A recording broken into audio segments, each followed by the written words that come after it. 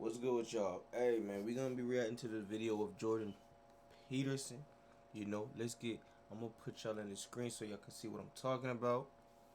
Jordan Peterson owns professor on gender pronouns. Let's get into it. Professor Peterson, Oh, hi Barry. hi. So good to see you up there. You too. I teach students. I teach trans students, and I'm asked often to call people singularly they. It started probably about 4 years ago. It struck me as very odd. I'm 52. And some of them, you can tell that it's coming from a very deep place, and that's how they feel, and they deeply need to be called they. Some of them, my horse sense says that they're kind of enjoying giving me a certain shock and that there's a certain theatrical aspect. It's my horse sense that there's a certain épate le bourgeois aspect to it. I kind of feel it, and I'm probably right. But I can't know. I'm a linguist, I'm a person, and my general feeling has been whatever they ask, just go with it, and let's change our usage of the pronouns because we have a lot to do. Now, what you said was interesting. You said that the way that you make the difference in deciding these cases is based on the fact that you have psychological training and you can tell. What I want to know is, for my own elucidation, and also because I think many of us wondered, but then it kind of went by, how do you know? Now, I want to specify, I'd rather you didn't recount the whole episode of how ridiculously you were treated amidst that whole controversy. Sure. Yeah. 3/4 of the room knows. I sympathize with you. I thought it was ridiculous. I want to know specifically, because I'm a linguist, you have psychological training. How would you know? Well, and if you first- hear, I'm almost done. Oh, yeah, no If you problem. hear a tiny First of all, who's ever the person telling this man the question, this man is real aggressive. Like you know what I'm saying. Like I understand you do understand you're talking to somebody that you want to answer to. I mean, to me, it seems like he's coming off a little bit rude. But other than that, before he finishes question, what I like to say is, an individual changing a pronoun to something like they, I feel like it's like it doesn't make any sense. It's counterintuitive. Like to say I'm reading a book, and I say they like going out to eat. I'm thinking it's multiple people that would like to go out to eat, but in actuality, that can actually mean they, as in an individual that sees themselves as they. And bro, like what y'all doing right now is kind of, I feel like y'all messing up the English vocabulary, bro. You're changing meanings at this point where like it has different. It's spelled the same with two different meanings. Not any. It doesn't have words switched out. It doesn't have an extra letter. Same word, same spelling, different meaning. You know what I'm saying? This is just not productive. But let's get back to the question. I know I went out of topic. Hey man, I had to say what I had to say. bit of skepticism in my voice. You're correct.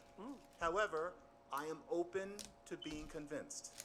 Based on your training, which is immense, how would you know which students to discount as opposed to which ones to go along with? Okay. Well, first of all, I wouldn't know, right? Which is partly why your skepticism is justified. But I have to be responsible for what I say based on my willingness to take responsibility for my judgment. So I would be willing to do that despite the fact that I might be wrong. But having said that, in any reasonable situation, I would err on the side of addressing the person in the manner that they requested to be addressed.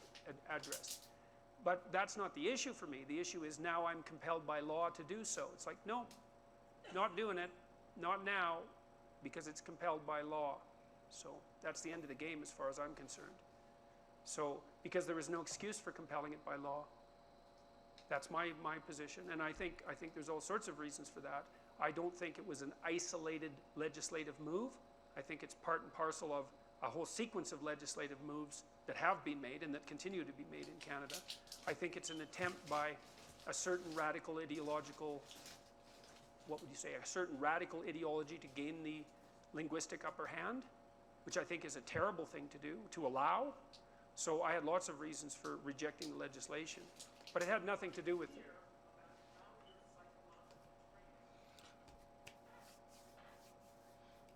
That is to have it mandated law illegal for you to incorrectly say somebody's pronoun. That doesn't make any sense for a free country. That's really defeats the purpose of the Constitution. Like, you're telling me, me saying, not saying they, she, he, whatever you want to be called, you know what I'm saying, I'm getting put in risk, like, even though I have freedom of speech.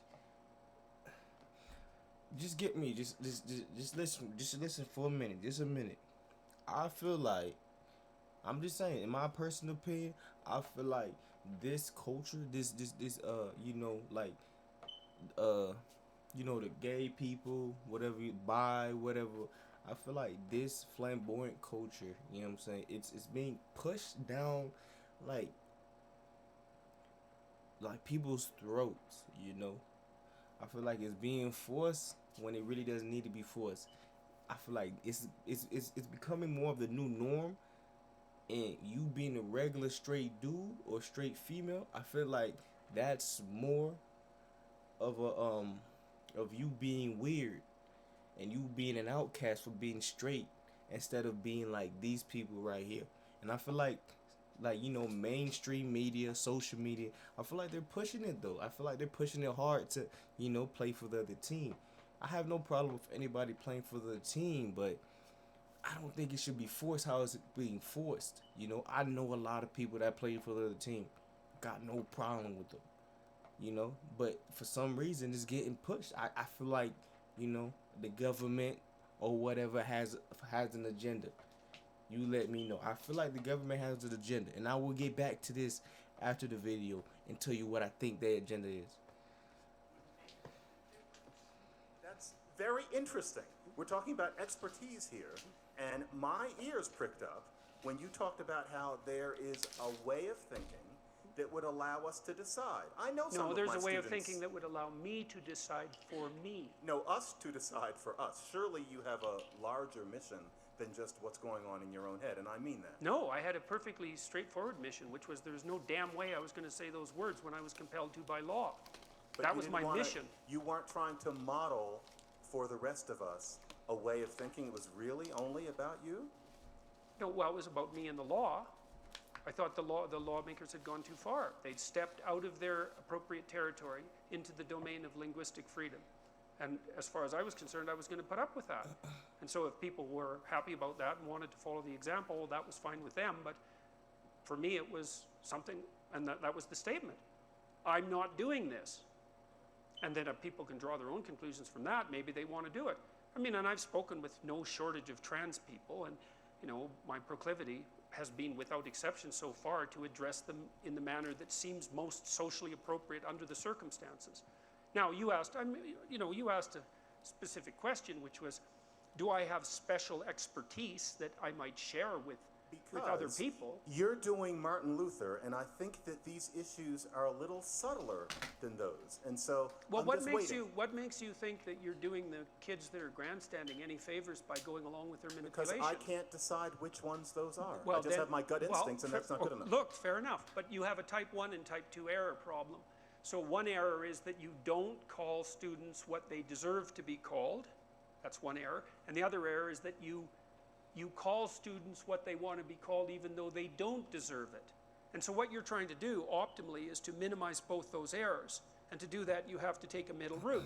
Now, what you've decided to do, and I'm not criticizing it, is you've decided to allow for the possibility 100% of one of those errors because you think it's a less significant error.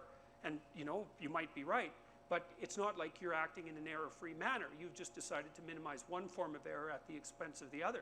Because I would say you're allowing, what would you call it, attention-seeking and somewhat narcissistic undergraduates to gain the upper hand over you in your class. Now, believe That's me, deep. That's deep. The way he put it, if y'all don't understand it and that went over your head, bro, basically, like the people that's taking advantage of like the he, she, they pronouns, they're kind of taking advantage of that professor, because they're like, man, you can't be disrespecting me. You can't call me out of my name because I'm not he, my boy. I'm they, my nigga. You know what I'm saying? That's basically what I'm getting from this situation right now. And that, bro, Peterson, my boy, you smart, bro. I'm trying to get my intellect as high as this man right here. He's an inspiration. But yeah, you see, one area we got this area right here where these people deserve to be called this because they really feel like they call it, blah blah blah. And the other right here area is where like they don't deserve nothing. They just camping. They just want attention. Narcissistic kids. And this professor, even though he's a professor, he those two, he knows those two cannot mix. It's literally impossible. You will never have like total agreement. You will never be 100%. And him trying to find a solution from this man who is not God, he's not perfect. He has his flaws as well. It kind of doesn't make any sense. Yo, Did you see what I texted you, bro? nigga, I was sleeping. What's up, bro? Look, the fuck? What did you say, bro? Read it. Bye. Not a Isn't- criticism. It's but not a isn't- criticism. I understand why No, you're but doing it. Professor Peterson. isn't John just erring on the side of generosity and I have compassion? one more thing to say because Sure. I'm not going to take up any more space. Okay. Are you saying that psychological theory has nothing to teach us about this? Because you're talking around my question. You're gorgeously articulate. You're smarter than me. Does psychology have anything to teach us or not? Yes or no? I don't On think this question. I don't think that it has anything to teach.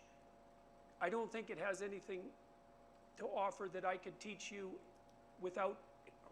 Let me think. So about it's that. just too complicated? No, it's not. No, it's not that. Well, it is that in part because it's not easy to articulate out the principles, the unerring principles by which you would make such a categorical judgment. Right? Because those are very situation-specific problems.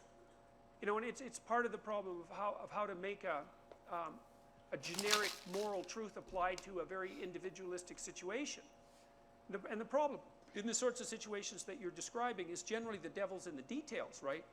You have all these students, the ones that you just laid out, they vary in their attitude towards their self-professed gender from the ones who are grandstanding to some degree, let's say, to the ones that are very serious. And you have to make a judgment in the moment that is dependent on the variables that present themselves in a very complex way in that situation. And I understand why you took the pathway that you took, and it's perfectly reasonable to do so. My point was that you don't minimize all the errors by doing so. It's fine. It's still a fine way of approaching. It isn't. My point was that because of my psychological acumen, I would say, that the experience that I've derived is that I would be comfortable in making the judgment and taking the consequential risk. I'm not saying I'd be correct. That's not the same thing at all. I'm willing to suffer the consequences of my error. That's not the same thing as being right. And so if I feel that a student is manipulating me, then I'm not going to go along with it. Now, I might be wrong about that and actually hurt someone who's genuinely asking for something that they need. But I'm also, what would you say, sensitive to the error of allowing manipulation to go unchecked. So, aha, you're back. No, John. But yeah, we're gonna finish off here. If y'all want to watch the rest of the video, I'm gonna leave it, the link in the description of the rest of the video. But what I wanted to say at the end, I wanted to let y'all know, like, I feel like, the government is pushing this agenda of, like having, like other people, like that, and I feel like they pushing it for, like, population control. Cause if you think about it, if you have the gays with the gays, lesbians, whatever. Necessarily it's biologically impossible for them to procreate, without, going to banks and stuff like that to, get what they need to get done. But like, or they're adopting and stuff like that. I feel like they're literally minimizing like the possibility of